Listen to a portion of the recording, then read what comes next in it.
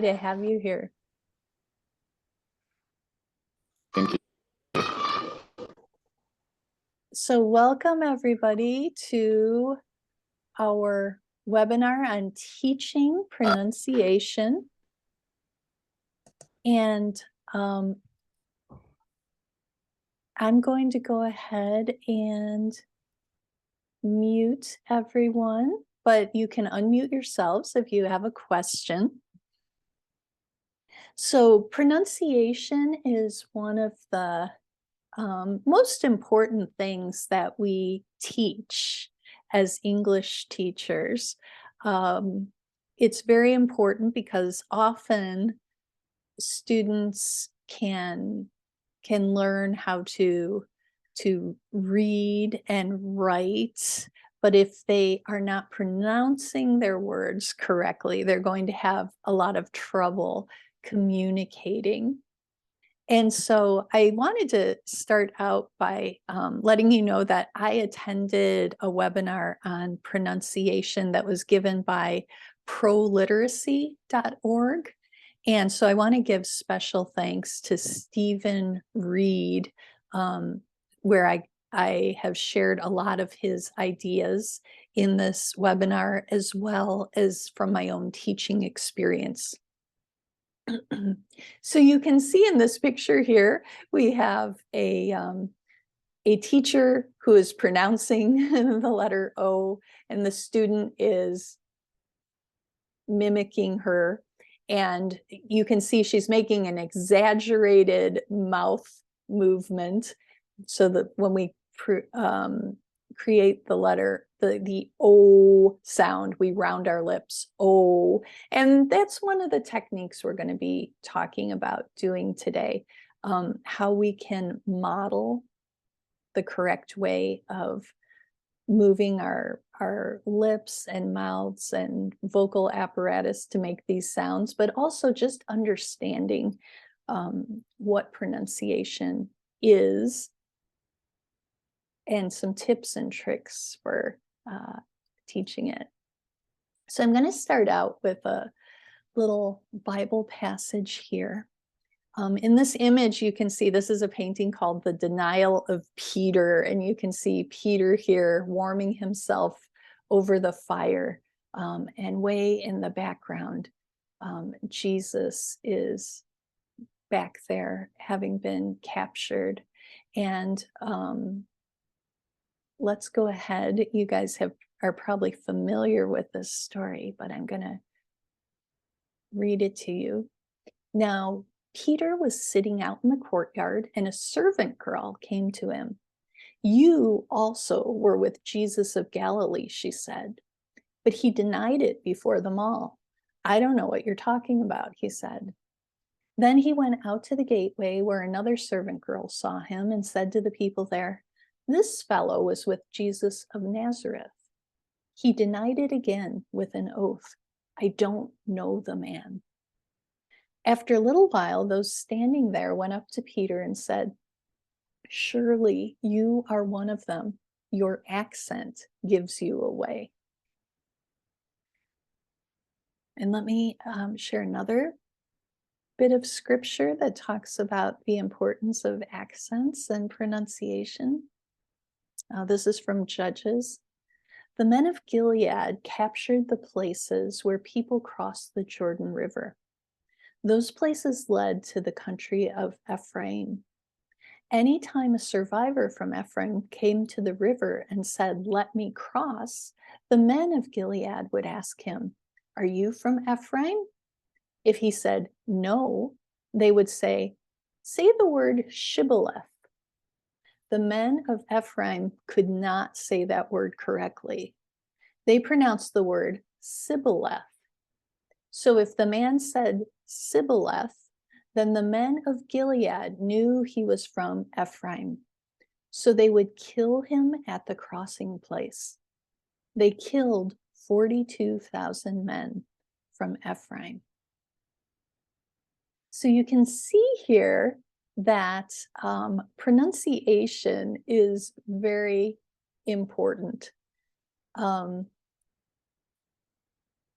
It is It lets people know the way we pronounce our words tells people a lot about who we are, where we are from, our background, the area we are from, and things like our nationality, our region, even our social class are going to be reflected in the way we speak.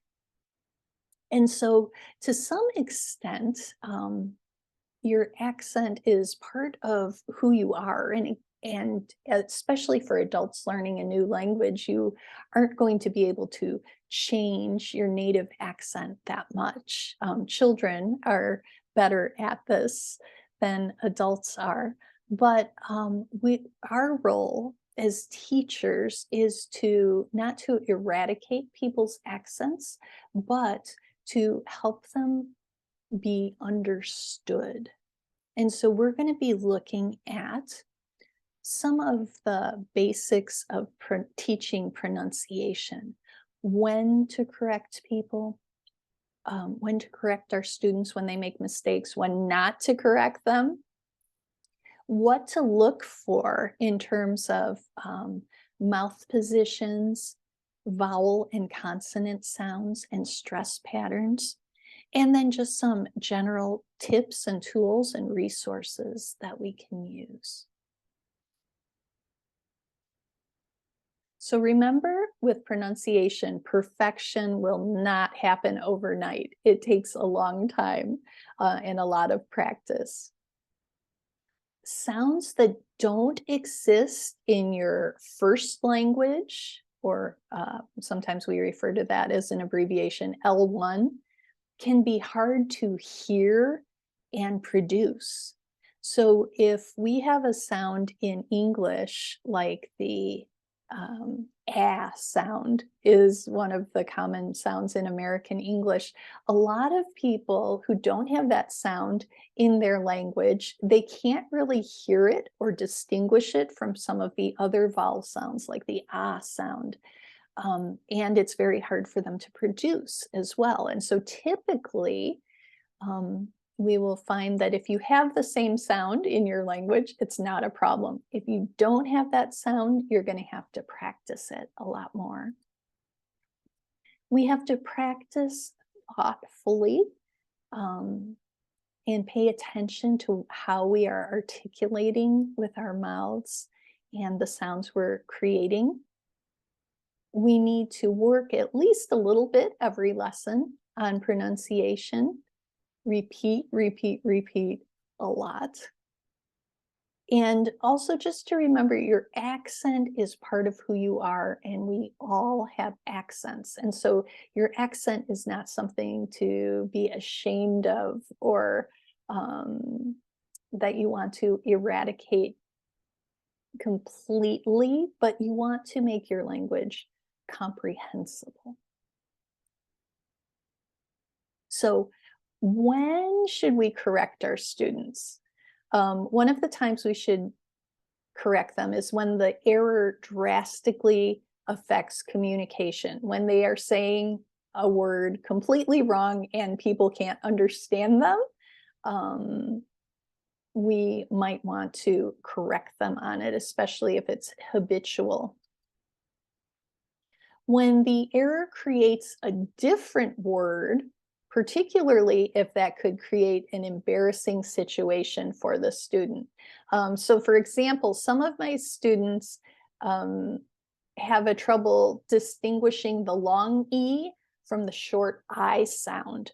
And so some words like beach and sheet, when they're pronounced with a long E, they mean something very different than if you pronounce them with a short I. These actually become bad words when we pronounce them with a short I. And sometimes we do need to teach our students those bad words just so they know that there is a difference between them. We should correct our students when they are first learning new vocabulary. So when you introduce a new word, they're saying it for the first time. That's a great time to work on pronunciation. When we get to the pronunciation focus of the lesson, that's a great time to work on pronunciation. And in our Light of the World lessons, part 4 is always pronunciation. And so we have time to work on it there. However, there are many times when you should not be correcting your students. One of those times is when correcting would interrupt the flow of conversation. So when your student is expressing themselves, when you're communicating well, you don't want to stop and correct them in the middle of that, because fluency is just as important and sometimes more important than pronunciation. When we correct students too frequently and interrupt the flow of the conversation, they get kind of tongue-tied or stammering, or they hesitate a lot because they're so worried about making mistakes. We don't want that to happen. We want them to be fluent in their speech. And so we don't normally correct when we're having a good conversation, we're understanding one another, and things are flowing. We don't want to correct when the error is significantly beyond the student's current level. So with beginner level students who have a first language that does not contain the TH sound,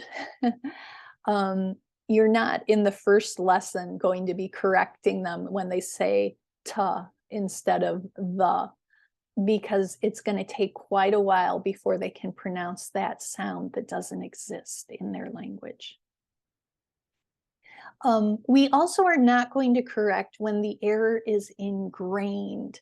That means the student is aware of the error, they know it's an error, but they can't change it. For example, when I studied Spanish in school, I could not make the double R sound in Spanish. It was just, I can't even make it now to tell you what it is. Probably Tanya could do that for us. But the double R sound is different than the single R sound in Spanish. And everybody else, or many of the other students in the class, were able to do it. I just could not get my tongue into that position to make that double R sound to say the word car in Spanish, carro. I would say it is caro. It's not pronounced caro. It's like caro with a rolling R. But so if my teacher had just spent all of the time correcting me for my mispronunciation of that double R sound, I wouldn't have gotten very far in Spanish. As it turned out, I was able to go ahead and learn all kinds of other things and learn to communicate pretty well. And when I get to that double R sound, I kind of substitute a different word. I use some sort of circumlocation, like instead of carro, I'll say automobile, which is another word for car in Spanish. And that gets me past having to pronounce that. So you will find some things your students are just going to be stuck with. They just can't make those sounds, and we don't want to berate them for it. Also, we don't want to correct when correcting the student would harm their confidence. So if it would be very embarrassing to correct them at a particular point when they're in front of, maybe they're in front of their spouse or they're in front of a colleague, it's not a good time to correct them. Okay, so we have here a sample of part 4, the pronunciation section of our Light of the World lessons. And you'll see we typically have 2 sounds that we're working on. And we also have the challenge column. And the challenge column is where you, as a teacher, are going to focus on that sound that is particularly hard for your students based on their first language. And so that's why we leave it blank, because it's going to be different for every student and every teacher what those particular sounds may be. But we usually go through, for example, with the sound ish, and we do a bunch of ish words: English, Jewish, Spanish, Polish, British, of, love, above, glove, oven, dove. And then we practice with a couple of sentences using those. Do you have a pair of oven gloves? I love the sound of British English. And so it gives students a few opportunities to practice those. So something to remember as we look at the next few slides, regional dialects are going to influence pronunciation even within the same country. For example, in the United States, some parts of the United States distinguish between the sounds of the names Don and Dawn, or cot and caught. So for me in the Midwest, I distinguish those sounds. Other parts of the United States say those words exactly the same. And so you will, everything that I'm showing you, there's going to be some regional variation. And that's just within the United States. Obviously, there's different types of English, right? There's British English, there's Australian English, Indian English. And so there's going to be a lot of variation. One thing we came across as we were writing The Light of the World lessons, even within our editorial team, when we came to the word grocery, we had some disagreements because different people on the team pronounced it differently. I tend to say grocery, but some people say grocery or grocery with 3 syllables. So there's going to be a difference of opinion. But typically you want to teach it the way your students are likely to hear it. So that means if you're teaching in North America and your students are living there, they will probably hear the North American pronunciation of your region where they are living. It's a little bit harder when we're doing English as a foreign language and people are not living in a country where English is spoken. Then you may want to go by your own pronunciation. So some things to look for as we're teaching pronunciation is the mouth position, the pronunciation of the vowels and the placement of your tongue as you're pronouncing those vowels, consonant pronunciation, and also stress patterns. So mouth placement, some things we talk about. If you look at the illustration here, you can see how the shape, the position of our lips and tongue and teeth change for different sounds. And there's also our throat is involved. So one of the big things we teach students is to place their hands on their throat to feel the vibration. So for example, when we make the S sound, there's no vibration in the voice box. It's just S. However, when we make the Z sound, it's Z.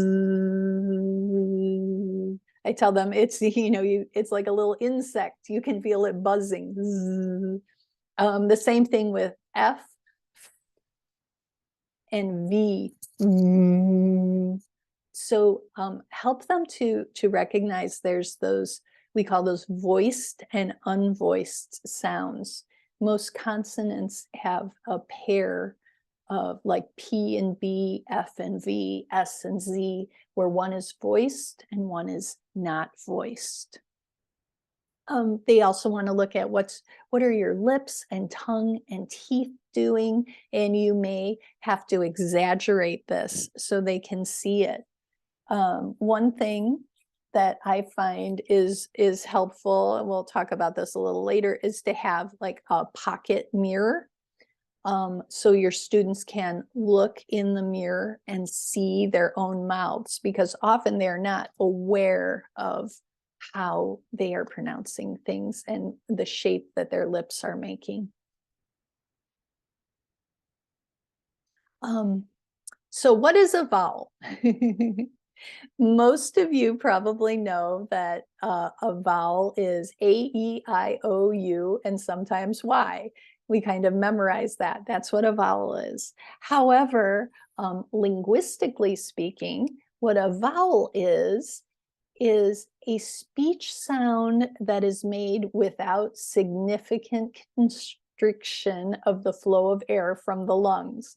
So basically, your mouth is relaxed and you're going ah, ah, you're you're just making sounds directly from your lungs, and you're not really squeezing that air through your teeth or tongue in a major way.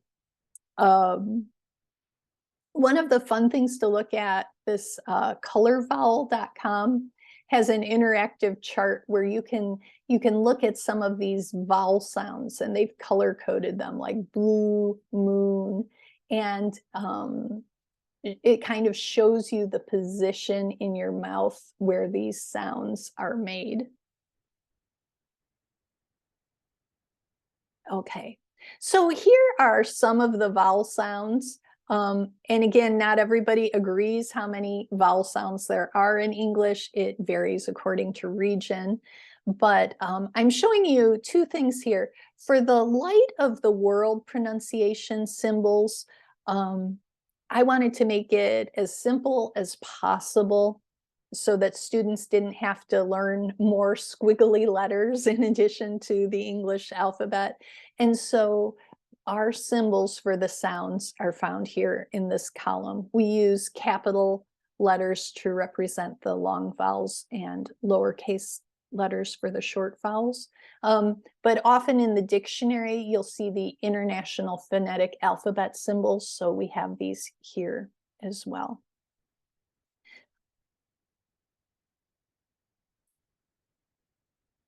Okay. Now the vowels are your lips and your tongue change position depending on where the vowel is sort of formed in your mouth.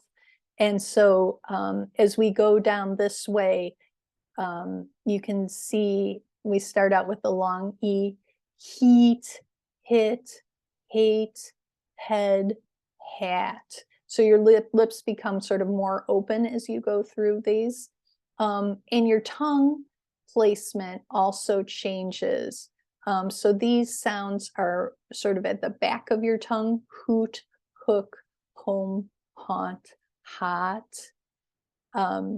So it's hard. I don't do a lot of this tongue placement with the beginning students, just because you can't see inside of your mouth very well to look at those positions. But it's as you start working a little more seriously with that, you may want to use a chart like this so they can see how the tongue moves.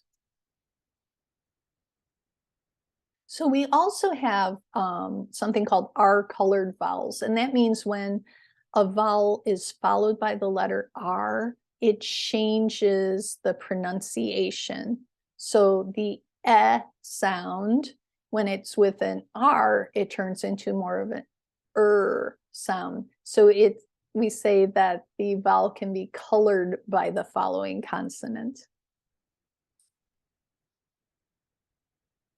Okay, now what is a consonant? Most of you would say, as I would, that a consonant is all the rest of the sounds that are not vowels, which is true.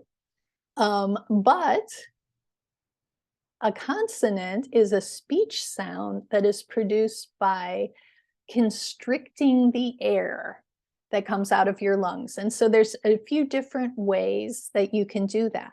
One is called a stop, where you stop the air, like b, t, t, g. You're stopping the air. There's diverting the air. So these are called the nasal sounds because the air is diverted through your nose. Or hindering the air by kind of squeezing it between your teeth, like, or between your tongue, like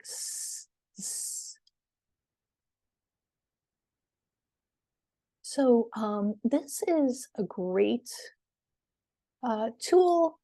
I found there's a website called homespeechhome.com. They have a lot of good resources, but it can help to have your students understand how their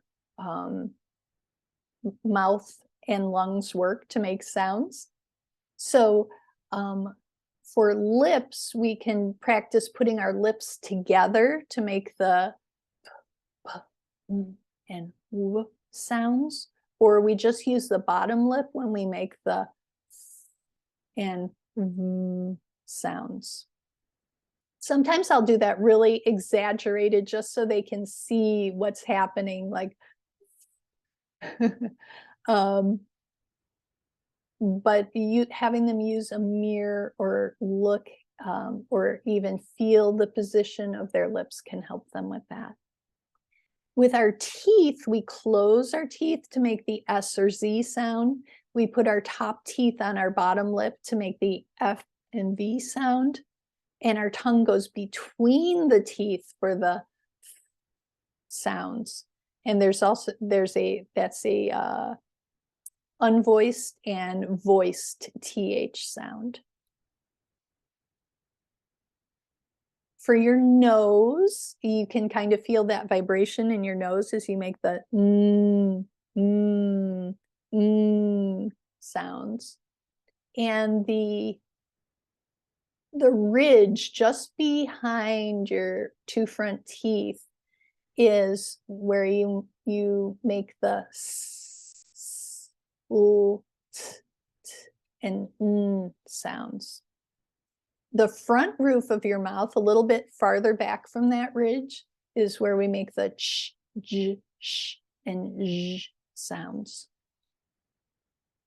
And the back roof, way in the back of your mouth, is where you can feel the k, g, r sounds.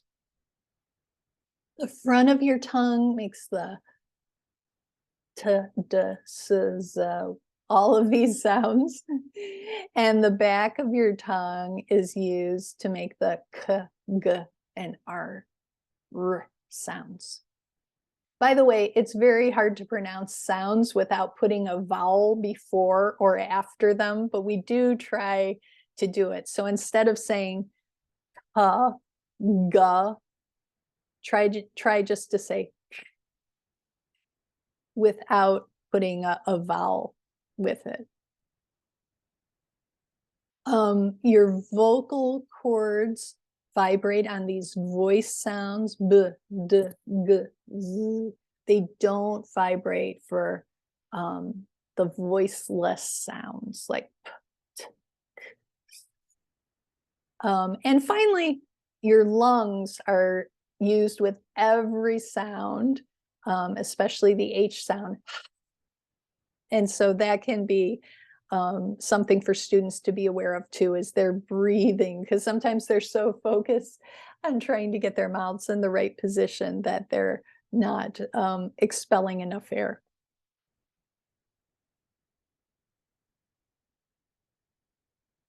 Okay, so let's take a look at some of the consonants quickly.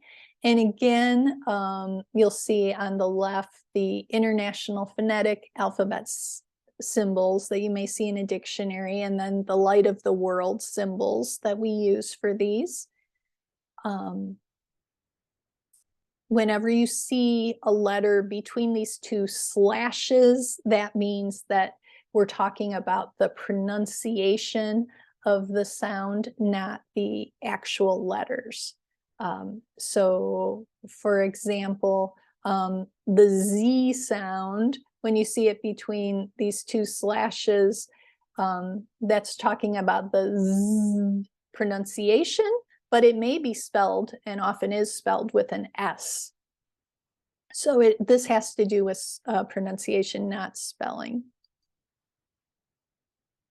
Now, one thing that can be really challenging for students is blends, which are combined consonants. When you have 2 or 3 consonants in a row, some languages don't allow that. And so, for example, Japanese, they don't have combined consonants. And so they want to put a syllable, a vowel between each of those. And it's very hard for them not to put a vowel between it. Sometimes the blends can be challenging just in particular positions. So, for example, in Spanish, S blends are always preceded by a vowel at the beginning of a word. And so it's hard for students from Spanish language backgrounds to say a phrase like I scream. They tend to say I scream, scream. They put in like a little E in front of that because that's how it would typically be pronounced in Spanish. However, they have no problem saying ice cream, right? And so the trick is, if they have that issue where they want to put a consonant before an initial sound, just have them move that S over to the previous syllable. So instead of saying I scream, they'll say ice cream. Or instead of the school, they'll say thus cool. So you can break those up in different ways. That just kind of makes it simpler. Now, the quickest thing to make you more easily understood, and this is a trick that actors and singers use, is to focus on the final consonant sound. When we pronounce the final sound clearly, it makes us more understandable. And that can be something your students need to focus on. A lot of students will tend to drop off the ends of their words. Now, the second part of pronunciation we have in all of the Light of the World lessons is hum and clap the stress. And so this is where we show that words are made with different syllables, and the stressed syllables are longer, louder, and higher in pitch. So, for example, here we have the sound, or if we clap it, we will usually, if we clap it, we'll do it with a soft clap and a loud clap. Repairs, machines, a chef, a boss, a slave. When we hum it, it's repairs, machines, a chef, a boss, a slave. So notice that that first syllable is shorter. The second syllable of these words is higher, longer, and louder in pitch. And we spend a lot of time practicing the stress, because if you don't stress your words on the correct syllable, it can make them impossible to understand, even if you're pronouncing all your consonants and vowels correctly. So here's just a few patterns that we see in stressing words, which may be helpful for your students. Of course, there are always exceptions in the English language, But generally, in two-syllable nouns, the first syllable is stressed, like teacher, table. For adjectives, it's the same. The first syllable is stressed when there's two syllables. Clever, spacious, happy. But for two-syllable verbs, we tend to put the stress on the second syllable. Repeat, decide. And so teaching the students these stress patterns can help them in identifying which syllable is going to be stressed. For words that are both nouns and verbs, we have a lot of words in English that can be used as a noun or a verb, like progress and progress. So as a noun, the first syllable is stressed. As a verb, the second syllable is stressed. Another example is record and record. So some things you can do to practice with your students when they're having trouble with sounds is to use minimal pairs. And minimal pairs are pairs of words that are identical except for one sound. So bat and bet is a minimal pair. Sit and set, ship and chip. And you can find lists of minimal pairs just by doing a Google search or some of these other websites. Home Speech Home has a lot of lists of minimal pairs. Another thing you can do is encourage your students to record their voices and listen to themselves. Use a mirror. So I will often ask students to have a little, or I'll pass out little pocket mirrors so they can look at their teeth and tongues as they are pronouncing the words. Some other tools you can use are the game Odd One Out.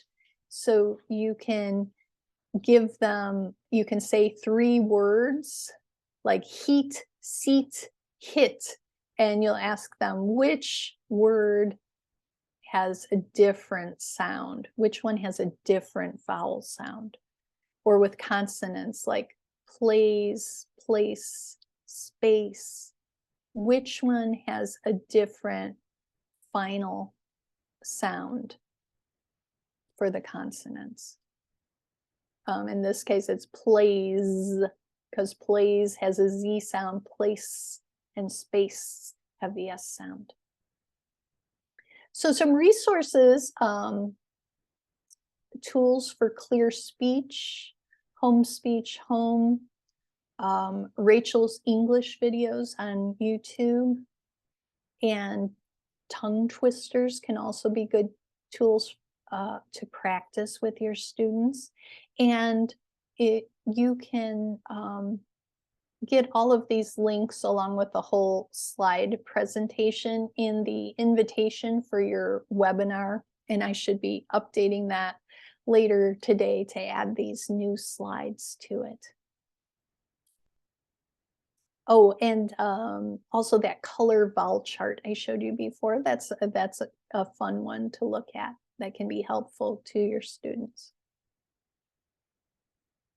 So a few more tips. One is to slow down.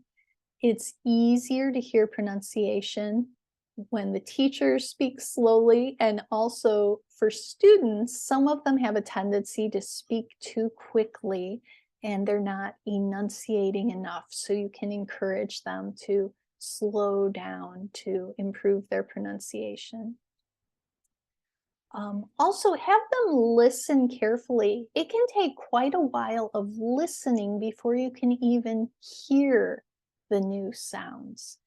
And so students may need to be listening to you saying new sounds and listening to other sources like videos or podcasts before they can actually start to differentiate and hear the differences between those sounds.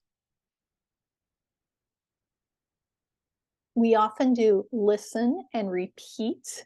And so that's a great way to practice if they repeat what they hear right away. And of course, practice, practice, practice. So thank you guys so much for listening to this. And I'm going to stop now and take questions.